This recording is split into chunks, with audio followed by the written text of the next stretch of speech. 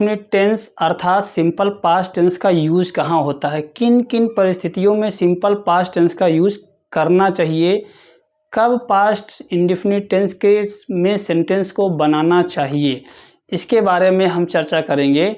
तो जो पहला पॉइंट है, पहला इसका यूज है वह है अगर कोई कार्य, जो कार्य पास्ट टाइम में किसी समय घटित हुए हो या पूर्ण हुए हो, अर्थात कोई कार्य ऐसा हो जो पास्ट टाइम में पूर्ण हो गया हो, घटित हो गया हो, कंप्लीट हो गया हो, ऐसे अगर कोई कार्य है तो उसको बल्कि और उसको व्यक्त करने के लिए हम क्या करेंगे, सिंपल पास्ट टेंस का यूज करेंगे।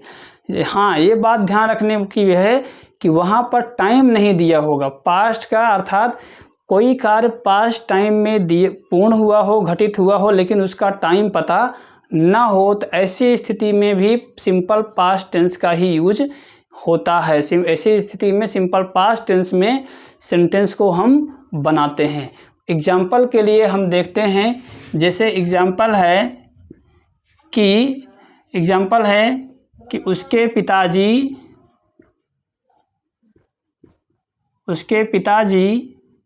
ने उसे दंडित किया।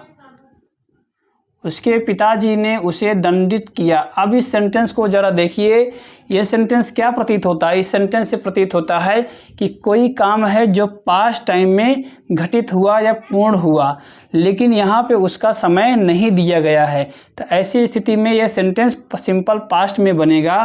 तो ये चूँकि अफर्मेटिव है तो इसका सेंटेंस हो जाएगा हिज फादर। सब्जेक्ट कौन है, हिज फादर सब्जेक्ट है, और पास्ट इंडेफिनिट के अफर्मेटिव में वर्ब का सेकंड फॉर्म लगता है तो हो जाएगा पनिश मीन्स होता है दंड देना या दंडित करना, तो उसका सेकंड फॉर्म हो जाएगा punished. His father punished him, his father punished him. ठीक, अगला एक सेंटेंस और देख सकते हैं,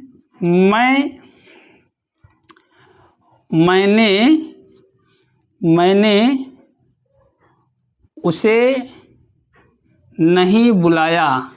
मैंने उसे नहीं बुलाया। अब ये देख लीजिए, ये सेंटेंस क्या है, इस सेंटेंस को भी आप देखेंगे तो ये सेंटेंस भी पास्ट टाइम में घटित हुआ कार्य को व्यक्त कर रहा है, लेकिन समय को नहीं दिया गया है, और ये सेंटेंस निगेटिव में है तो हो जाएगा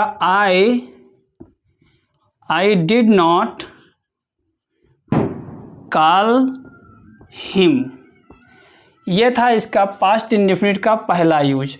दूसरा यूज हम देखते हैं, दूसरा प्रयोग इसका कहाँ करते हैं, जो कार्य पास्ट टाइम में किसी निश्चित समय पर घटित हुआ हो या पूर्ण हुआ हो, अर्थात कोई ऐसा कार्य जो पास्ट टाइम में घटित हुआ हो, पूर्ण हुआ हो, और उसका समय भी दिया गया हो, और वो समय जो पास्ट टाइम को दर्शा रहा हो, तो अर्थात बीते हुए समय को दर्शा रहा हो, तो ऐसी स्थिति में भी सिंपल पास्ट टेंस में सेंटेंस को हम बनाएंगे।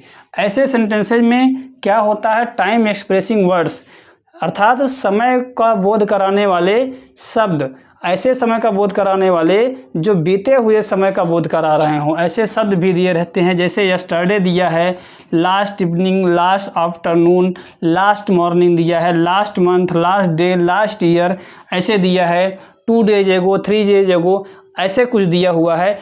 तो ये जो टाइम, ये क्या है, ये जो वर्ड्स हैं ये पास्ट टाइम को बोध करा रहे हैं, टाइम का बोध करा रहे हैं, और टाइम में भी पास्ट टाइम का बोध करा रहे हैं। तो ऐसी स्थिति में भी हम क्या करेंगे, सिंपल पास्ट टेंस में सेंटेंस को बनाएंगे। जैसे एग्जाम्पल के तौर पर हम देख लेते हैं, एग्जाम्पल है जैसे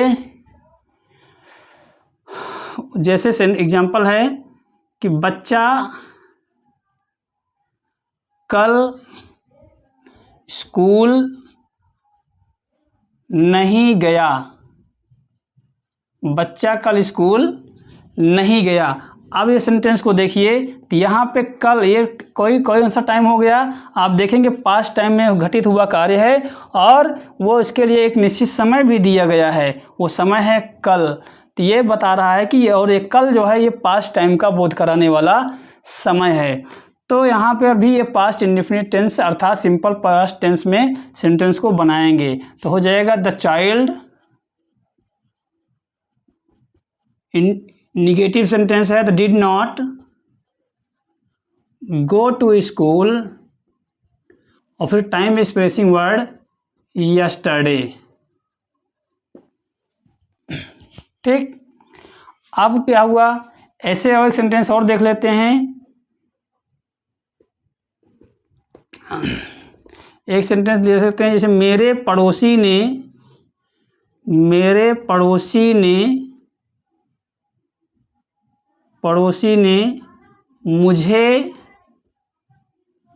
मुझे पिछले हफ्ते